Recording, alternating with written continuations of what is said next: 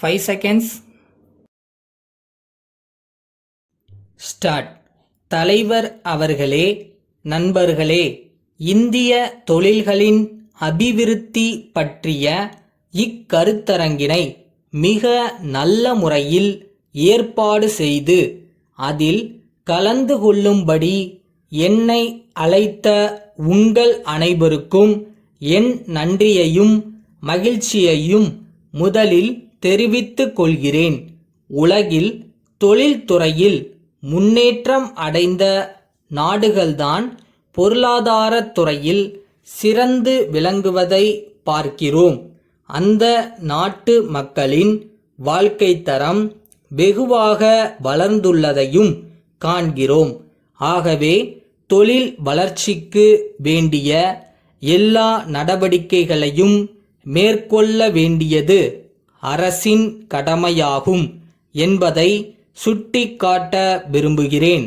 இந்தியாவில் நலிவு அடைந்து வரும் சிறு தொழில்களுக்கு உதவ இந்திய தொழில் அபிவிருத்தி வங்கியானது தீர்மானித்திருக்கிறது என்ற செய்தி இந்த சமயத்தில் மிகவும் வரவேற்கத்தக்கதாகும். இந்த உதவியை கொண்டு நலிந்த தொழில்களை மீண்டும் சீரமைத்து நடத்தவும் அவைகளை நவீனமயமாக்கவும் முடியும். தற்போது சர்க்கரை மற்றும் காகிதம் ஆகியவற்றை உற்பத்தி செய்யும் தொழில்களுக்கு இத்தகைய உதவி கிடைக்கும் என்று தெரிவிக்கப்பட்டுள்ளது. வேறு சில தொழில்களுக்கு உதவுவது பற்றிய அறிக்கை விரைவில் வரும் என்று அறிவிக்கப்பட்டுள்ளது.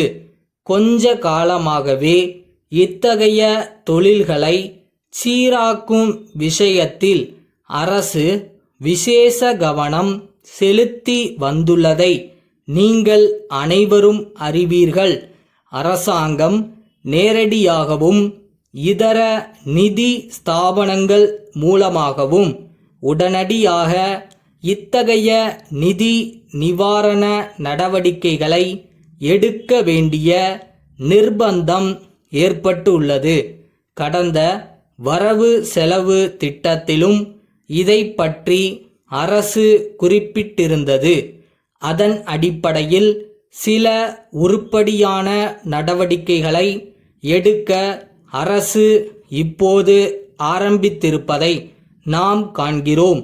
திட்ட கமிஷனுடைய ஒரு விசேஷ குழுவும் இந்த பிரச்சனையை ஆராய்ந்து பல்வேறு நிவாரண முறைகளை சிபாரிசு செய்திருக்கிறது.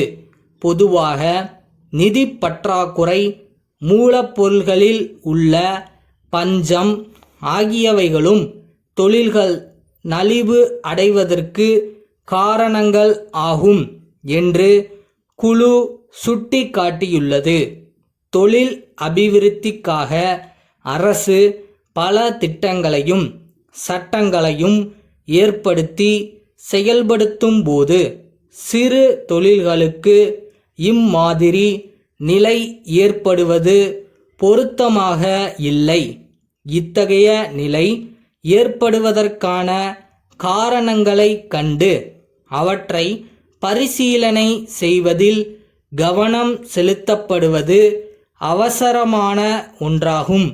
தொழில்களுக்கு வேண்டிய மூலப்பொருள்கள் சுலபமாக கிடைக்கவும், உற்பத்தி செய்யப்பட்ட பொருள்கள் உடனடியாக விற்பனையாகவும் போதிய நிதி வசதி ஏற்படுத்தி தரவும் அரசு தொடர்ந்து உதவ வேண்டுமென்றும் இந்த சமயத்தில் கேட்டுக்கொள்ள விரும்புகிறேன்.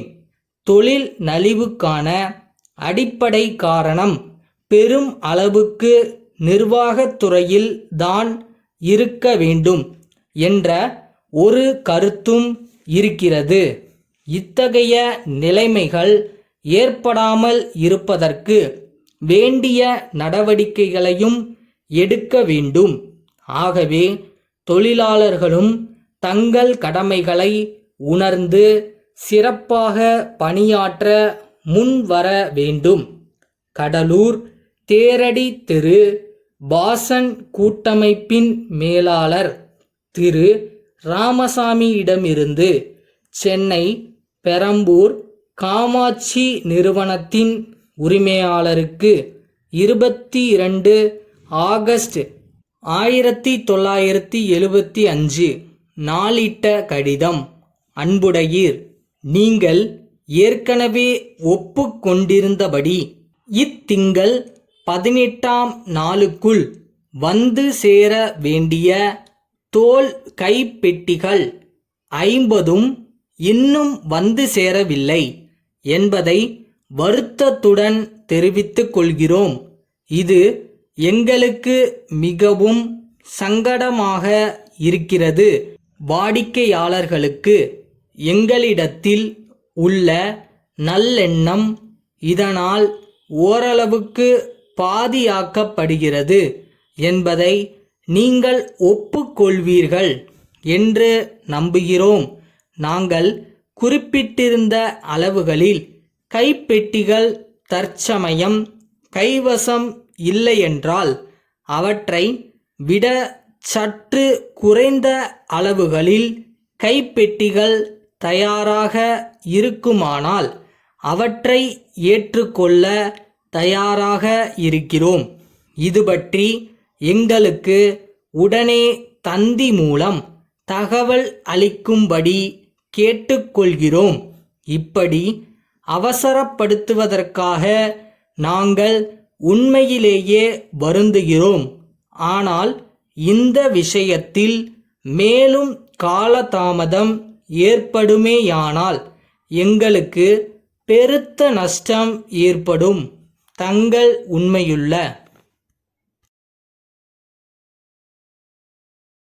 பயந்து பாதியில் விட்டுட்டு போகிற பழக்கலாம் நம்மளுக்கு இல்லைல்ல. நம்மளை பொறுத்த வரைக்கும் இறங்கினா ஜெயிக்கணும், அவ்வளோதான். அதை மட்டும் மைண்டில் வைங்க.